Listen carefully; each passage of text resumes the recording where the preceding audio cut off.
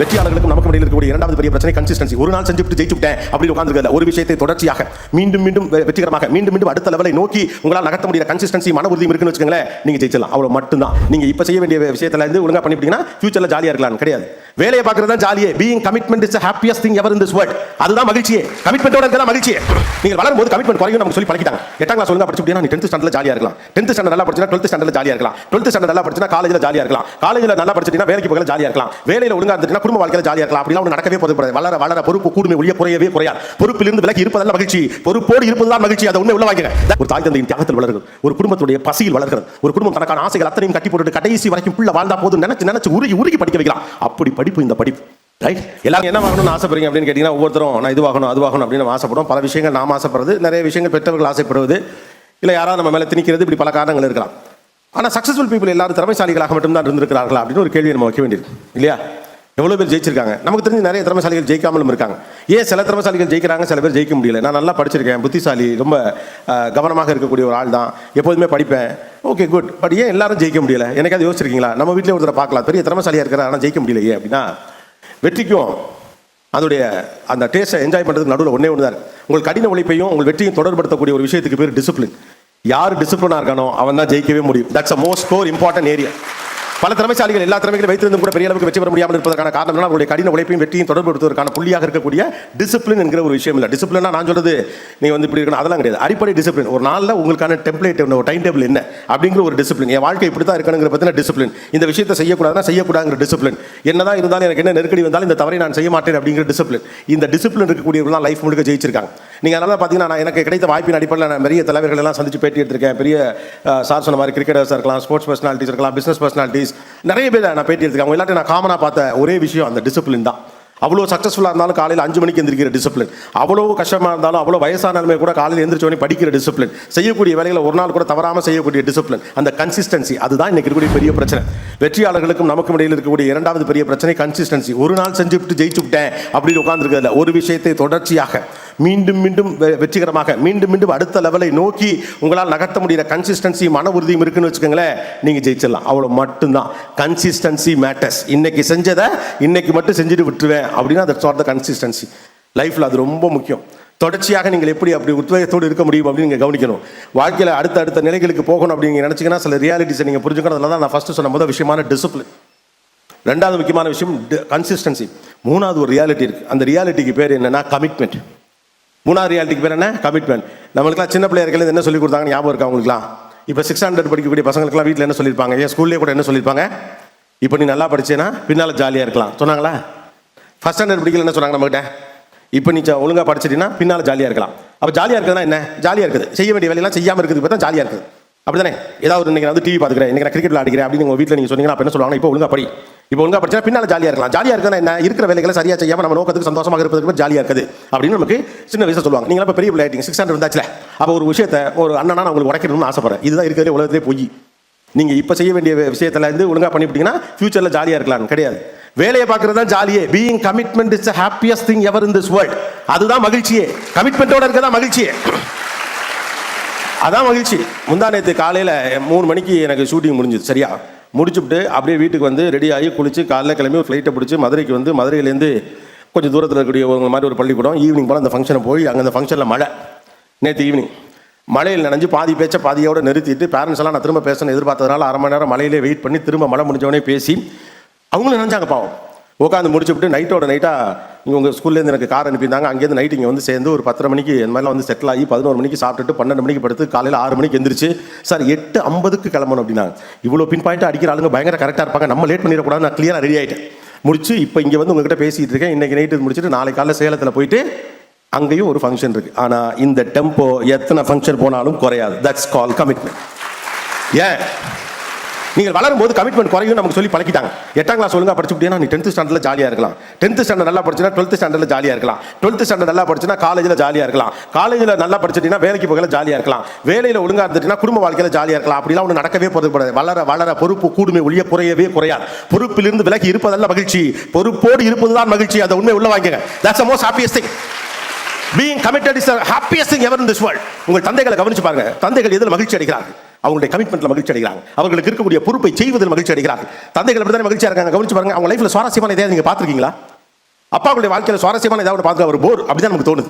ஏன்னா ஒரு டெம்ப்ளேட்டான ஒரு வாழ்க்கை வாழ்றாரு. காலையில் எந்திரிக்கிறாரு, அப்படி இருப்பாரு, கையிலே கட்டியிருப்பாரு, ஒரு பனியனை போட்டுட்டு அவர் பாட்டுக்கு இருப்பாரு, ஏதோ வேலையை பார்ப்பாரு, காலைல கிளம்புவாரு, வழக்கமாக சாப்பிட்ற அதே தான் சாப்பிடுவார், 2 இட்லி ஒரு தோசை சாப்பிடாப்ல, இல்லை 4 இட்லி மிளகாப்பொடி வச்சு சாப்பிட்டு போயிட்டே இருப்பார். பெருசாக அவருக்கு ஒன்றும் சந்தோஷமா இருக்க மாதிரி ஏதாவது ஒரு வாரப்பத்திரிக்கை எடுத்து அப்படியே வாசிப்பாரு. காலையிலேருந்து சாயந்தரம் வரைக்கும் கடினமாக உழைப்பார், வீட்டுக்கு வருவார், கையில் கட்டுவார், டீ குடிப்பார், இப்படி இருப்பார், போவார் வருவார். ஆனால் அவருக்கு அப்போ என்ன மகிழ்ச்சி இருக்குது? நீங்கள் பார்த்து உங்கள் தந்தை எங்கேயாவது போய் பேட்மிண்டன் விளையாடிட்டு இருக்காரா? உங்கள் அப்பா எப்பயாவது உங்களை விட்டுட்டு சினிமாக்கு போயிருக்காரா? அவருக்கு உங்களுக்கு தெரியாம வாரம் ஏதாவது புரோட்டா கடையில் உட்காந்து சாப்பிட்டு இருக்கிறாரா?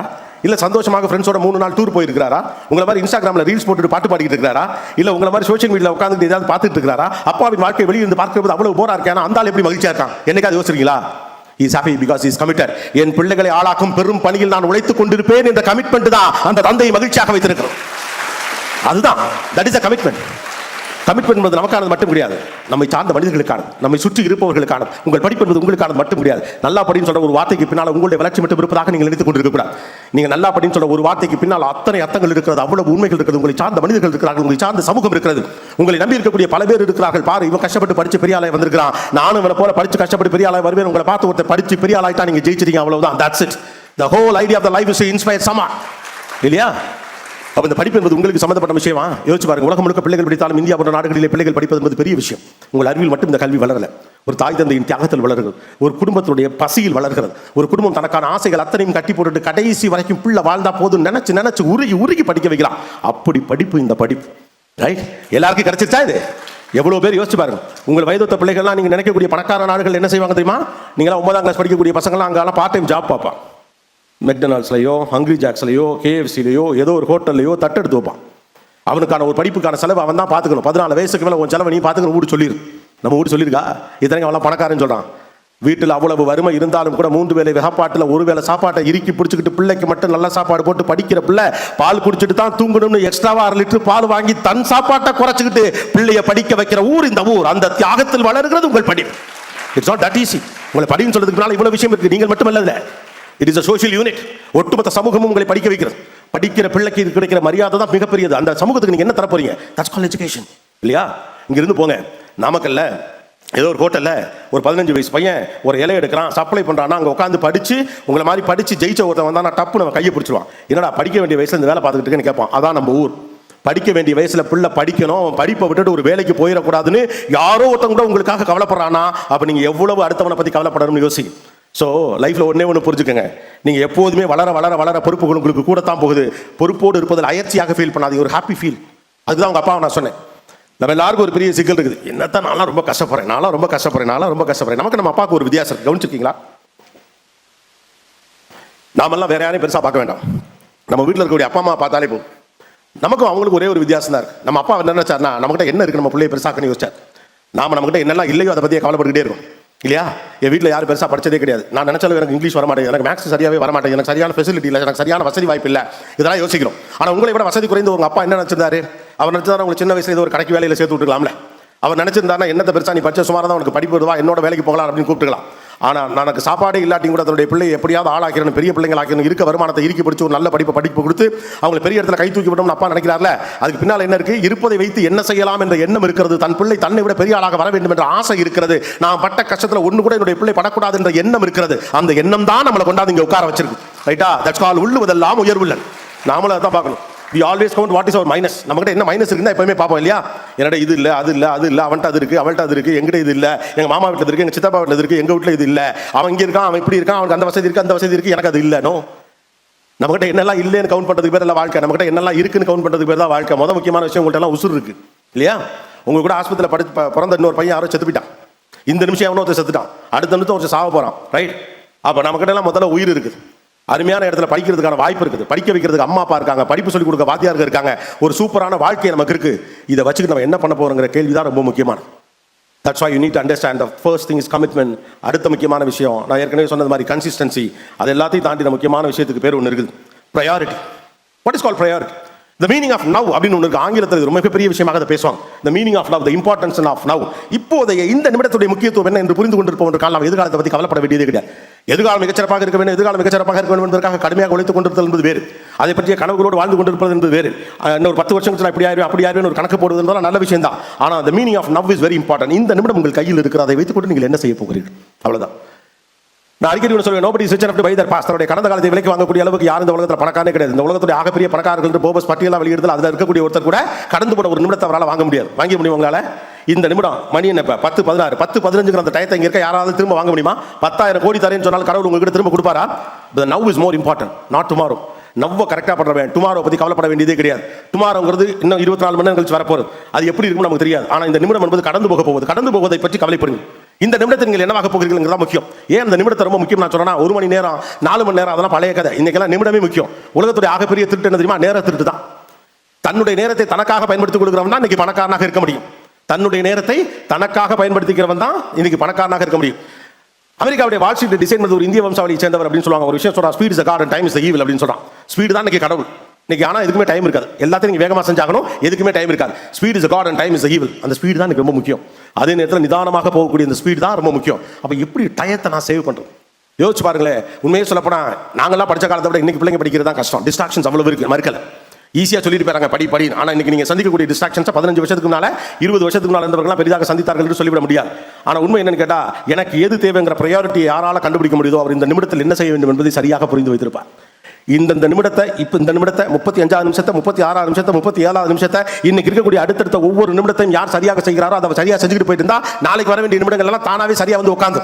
எல்லாரும் ஃபியூச்சர் பத்தி பெருசாக கவலைப்படுறீங்க, கவலையப்படாது. இந்த நிமிடத்தை சரியாக செய்ய வேண்டும் என்ற எண்ணம் இருக்கிறவர் ஆட்டோமேட்டிக்காக தனக்கான ப்ரையாரிட்டியை கண்டுபிடிப்பார். உங்கள் ஆள் மனதுக்கு நீங்கள் என்னவாக வேண்டும் என்பதை தெளிவாக சொல்லிவிட்டு போயிருங்க. மோஜ் உங்கள் ஆள் மனதை போல உங்களை வழிநடத்துவதற்கான ஆற்றல் மிகுந்த சக்தி இந்த உலகத்திலே இருக்க முடியாது. உங்கள் ஆள் மனசுக்கு தான் உங்கள் மீது தீரா பிரியமும் காதலும் அன்பும் இருக்கும். உங்கள் ஆள் மனதிலும் தெளிவாக சொல்லுங்க, நீங்க யாராகணும், என்ன வாங்கணும், எப்படி வரணும், எந்த இடத்துல இருக்கணும் அப்படிங்கிறது உங்கள் ஆள் மனதுக்கு சொல்லிட்டு அதை நீங்க நம்ப வச்சிருக்கீங்கன்னு வச்சுக்கோங்க. அது உங்களை எல்லா இடத்துக்கும் தேவையானது கூட்டிட்டு வரும். இந்த நிமிடம் நீ செய்ய வேண்டியது இது வல்ல வேறு அப்படிங்கிறது உங்களுக்கு அறிவுறுத்தும். லேபுக்கு போனது உங்களை புஷ் பண்ணும். சினிமாவை நாளைக்கு பார்த்துக்கலாம், இன்னைக்கு நீ செய்ய தொலைக்கிறவர்கள் முட்டாள். லைஃப்ல அப்படிதான் உங்களுக்கு சில விஷயங்கள்ல அப்பப்ப என்னடா அப்படின்னு தோணும். இந்த வயசுல என்ஜாய் பண்ணாம எந்த வயசுல என்ஜாய் பண்ண தோணும். அப்பெல்லாம் ஒன்றும் கிடையாது. பொறுப்போடு இருப்பதா என்ஜாய் பண்ணி ஏற்கனவே சொல்லிட்டேன் இல்லையா?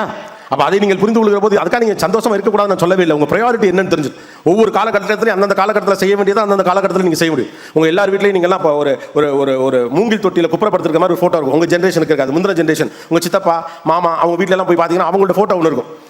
கன்னத்தில் ஒரு பொட்டு வச்சு அந்த மூங்கில் தொட்டில் குப்புற படுக்க போட்டு ஒரு ஃபோட்டோ எடுத்துருப்பாங்க. அந்த ஃபோட்டோவை அவர் 6 வயசில் இருக்கப்போ தான் எடுக்க முடியும், 4 வயசில் இருக்கப்போ தான் எடுக்க முடியும், 35 வயசில் இருக்கப்போ எடுக்க முடியாது இல்லையா? அந்த வயசு உண்டான ப்ரையாரிட்டின்னு இருக்குது. இந்த வயசுல உங்களுடைய ப்ரையாரிட்டி என்ன நீங்க கண்டுபிடிக்கிற. Person who understands his priority grows in his life.